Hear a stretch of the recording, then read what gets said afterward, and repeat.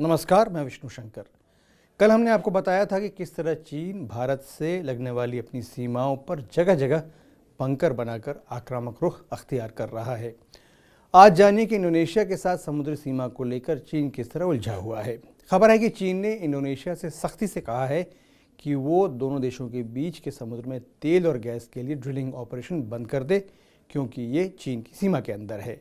ये सागर का वो हिस्सा है जिस पर इंडोनेशिया और चीन दोनों दावा करते हैं। ये इलाका साउथ चाइना सी से सटा हुआ है और 2010 से इस पर इंडोनेशिया के साथ चीन की बहस चल रही है।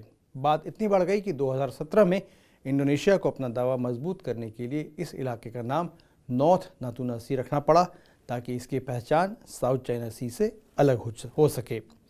3-4 महीने पहले दोनों देशों के बीच ये विवाद और बड़ा हो गया और इंडोनेशिया ने चीन की मांग को अभूतपूर्व कहते हुए मानने से इनकार कर दिया। इंडोनेशिया का कहना था कि ये इलाका उसका है और यहाँ तेल और गैस की खोज के लिए ड्रिलिंग करना उसका सार्वभौमिक अधिकार है। इस बहस की वजह से दोनों के बीच तनाव बढ़ गया।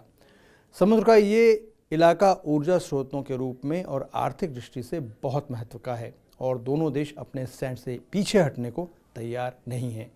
नतीजतन सामरिक दृष्टि से ये क्षेत्र अस्थिर भी होता जा रहा है। आपको बताते चलें कि चीन साउथ चाइना सी के लगभग पूरे हिस्से को अपना बताता है और इसका आधार इस इलाके के नक्शे पर चीन द्वारा उकेरी गई 9 यानी 9 डैश लाइन्स हैं, जिनकी अंतर्राष्ट्रीय कानून की नज़र में कोई मान्यता नहीं है।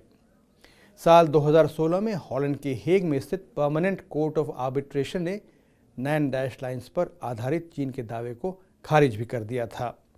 इंडोनेशिया ज़मीन, जीडीपी और जनसंख्या सभी के लिहाज से दक्षिण पूर्व एशिया का सबसे बड़ा देश है और उसका कहना है कि राष्ट्रसंघ के convention on the law of the sea के अनुसार साउथ चाइना सी का दक्षिणी हिस्सा उसके एक्सक्लूसिव इकोनॉमिक जोन में आता है।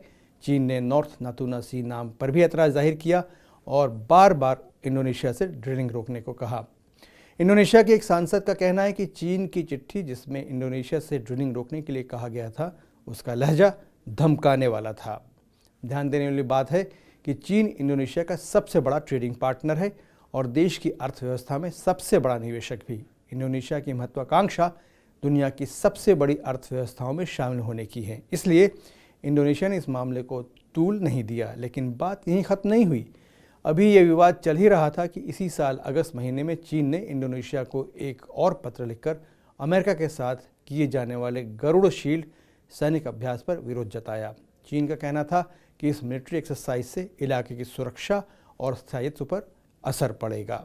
गरुड़ शील्ड सैनिक अभ्यास साल 2009 से आयोजित किया जा रहा है। इसे इंडोनेशिया और अमेरिका मिलकर करते हैं और इसमें लगभग 4500 सैनिक हिस्सा लेते हैं। अब ज़रा इंडोनेशिया द्वारा ड्रिलिंग के दौरान चीन के पैतरों के बारे में भी जान लीजिए। जैसे ही इंडोनेशिया का ड्रिलिंग शिप इस साल जून में नॉर्थ नातूना सी में नियत स्थान पर पहुंचा, कुछ दिनों के बाद एक चीनी कोस्ट गार्ड नौका भी वहां पहुंच गई। इसके जवाब में इंडोनेशिया ने भी अपनी एक कोस्ट गार्ड नौका वहां तैनात कर दी। अगले 4 महीनों तक दोनों कोस्ट गार्ड नौकाएं एक दूसरे पर नज़र गड़ाए इलाके में घूमती रहीं। अमेरिका स्थित centre for strategic and international studies के विश्लेषण के अनुसार अगस्त महीने में चीन ने इस इलाके में शोध करने के लिए हाईयांग डिशी 10 नाम का एक जहाज़ भेजा।